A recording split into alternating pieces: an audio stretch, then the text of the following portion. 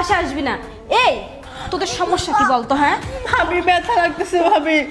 ব্যথা লাগবে না তো কি হবে? ব্যথা লাগার জন্যই তো এত অত্যাচার করি। তাও তো বের হস না আমার বাসা থেকে।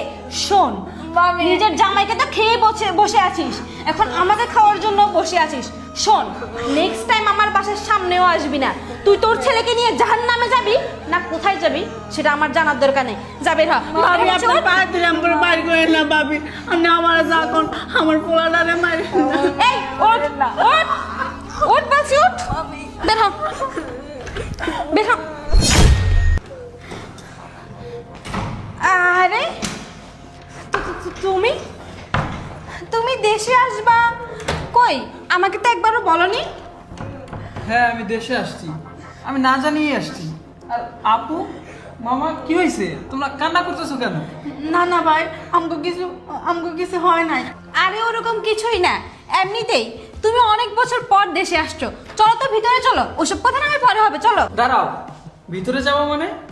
আর তুমি বলতেছো কিছু হয় নাই, কিছু না হলে আপু নীরব এভাবে কান্না করতেছে কেন? আর ওদের জামা কাপড় এগুলো এখানে কেন? কি হয়েছে নীরব আপু, কি হয়েছে তোমরা আমাকে বলো তো। ভাই কিছু হয় নাই, আসলে আমরা চলে যাব তো তাই একটু মন খারাপ। না না আপু, নিশ্চয়ই কিছু হয়েছে। তুমি আমার কাছে মিথ্যে কথা বলতেছো। তোমার চেহারা দেখলে বোঝা যায় যে নিশ্চয়ই এখানে কিছু হয়েছে। কিছু না হলে তোমরা এইভাবে কান্না করতে করতে আমার বাসা থেকে চলে যাবা? এটা তো হতে পারে না। কি হয়েছে আপু আমার কাছে বলো তো। তাহলে শোন।